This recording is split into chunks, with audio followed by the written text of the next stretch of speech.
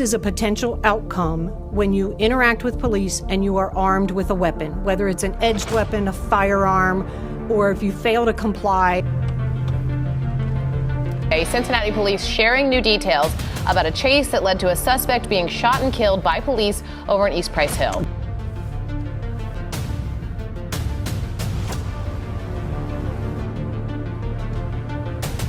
This all started with a stolen Kia out of Edgewood, Kentucky. Again, another officer who was chasing another person at the time came in contact with that armed suspect, and that's when that officer fired off 4 to 5 shots.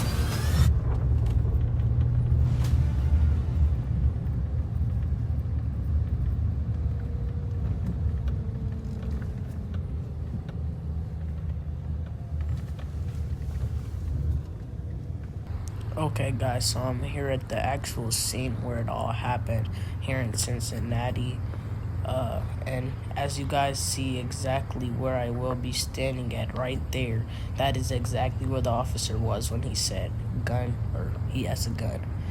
I'm just going to be breaking down what actually happened, where the actual scene is, how it happened, and also I want you guys to acknowledge there's nowhere he could have ran.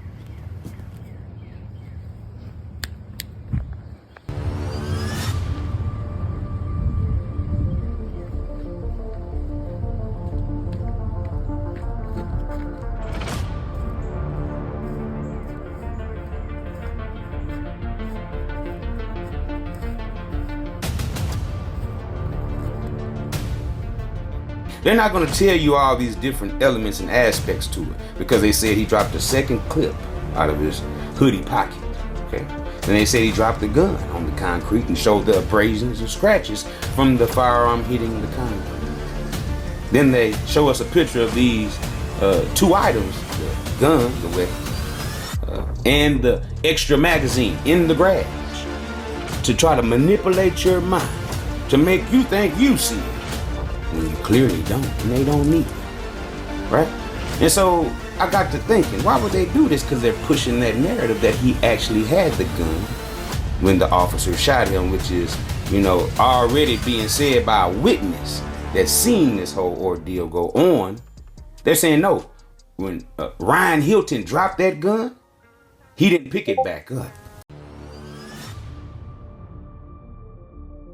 Alright you guys, so as you guys see right now, there was almost like a 60 feet drop.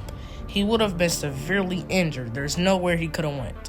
I will be showing you guys the gates or the fence, but before that, right now I will show you guys the scratches. But also, like I said, there was nowhere for him to run.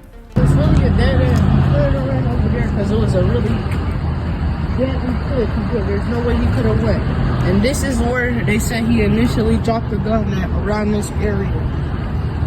I'm not sure where these scratches came from. I mean, it maybe came from the trash can, but I just seen that there was a lot of scratches. Just pointing that out, guys. So, this is where he ran through. The officer beat him to this area. So the officer should have seen there's nowhere he could have really ran in this vicinity, right? The officer seen that it was nowhere he could have went when he went between the trash cans. If the officer was already over here, he would have obviously seen there's nowhere that he could have went. If you guys see those black gates. Why and how would he shoot him if he couldn't have seen any? There's nowhere he could have went. He couldn't have went down there. He couldn't have ran up here. He would have ran to the officer. There's nowhere he could have went. So it's just what's going on, guys? So this is supposedly where he got tracked at, this whole little parking lot area where he got the car right here, and then this is where he dropped the weapon at.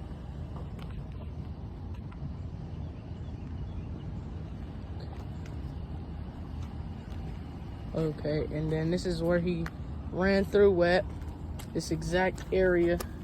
See the dumpsters.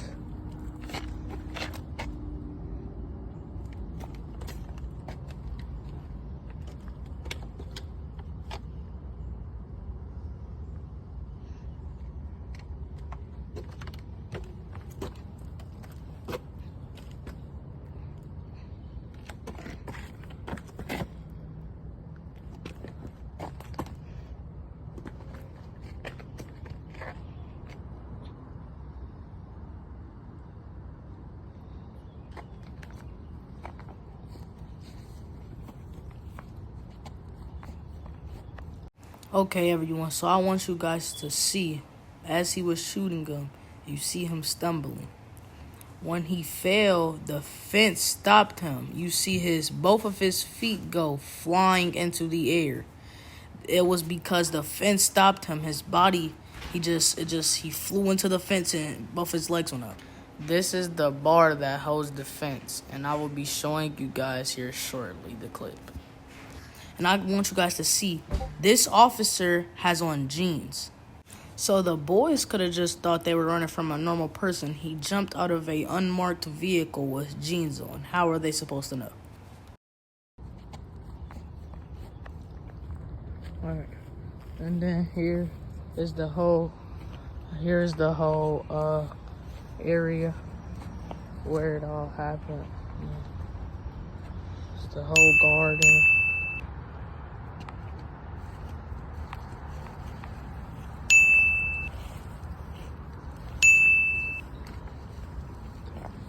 Okay, this is the whole fence. This is everywhere where still, like I said, he could have went down there. Kind of went anywhere. Really nowhere he could have went.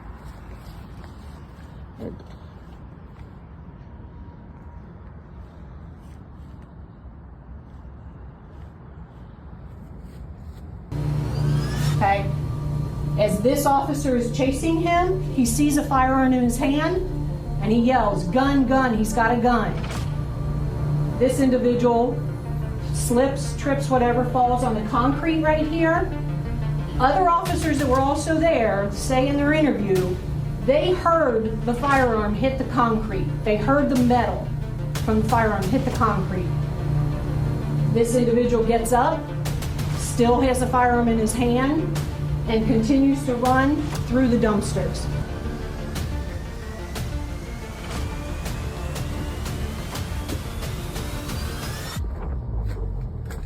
$2,500 Warsaw. It is steep terrain, both directions from that parking lot, heavily wooded. Oh, there goes like it's super steep.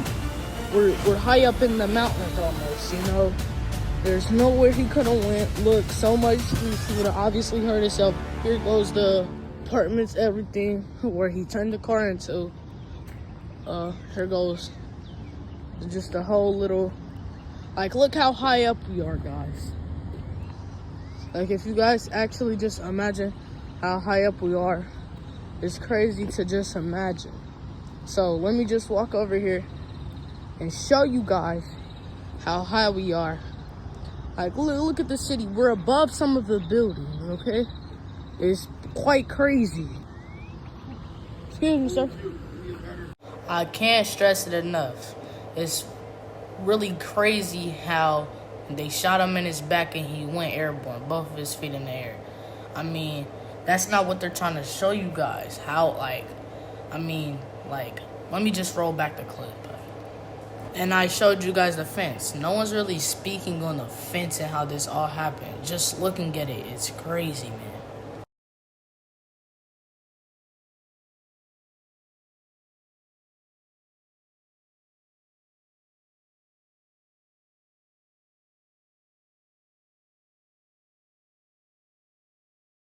This is not what they want you to see, okay? They just want you to see what the police shows you, okay? I'm actually here showing you guys what actually all happened, how it went down, where it's at.